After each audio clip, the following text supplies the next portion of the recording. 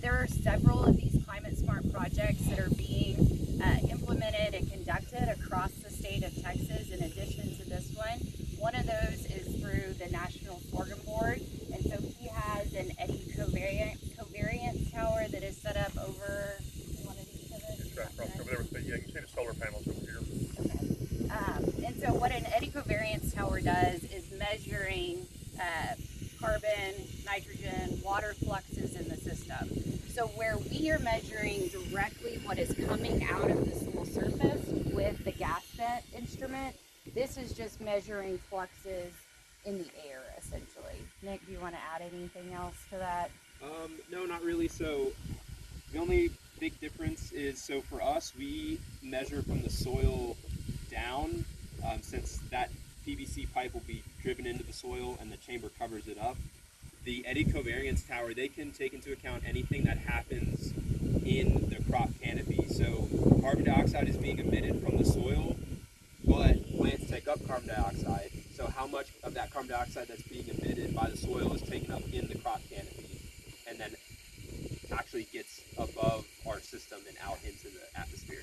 So Eddy Covariance towers can account for that somewhat. Yeah. One of the concerns with Eddy Covariance towers is outside influences on those carbon values. So you're driving a tractor through the field. There's someone that's driving down the turn row. You have to think about it in proximity to where different activities are occurring. With feed yards being close by here, that's also going to influence the values that you're getting and the data that you're getting from the Eddy Covariance tower. The thing that we like about taking direct soil measurements is we know that's coming directly from the soil surface. The CO2 that we're monitoring is either coming from microbial activity or roots respiration. So we know that that's a direct measurement. And then we account for what's being captured by collecting plant biomass.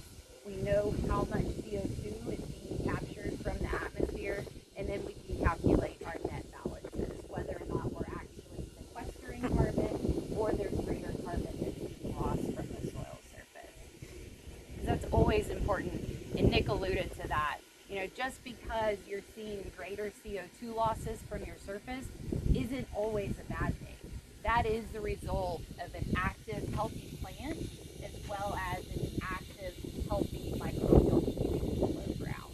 And you want both of those things. It's just the balance between how much CO2 is being captured and then what's going on below ground that you have to pay attention to.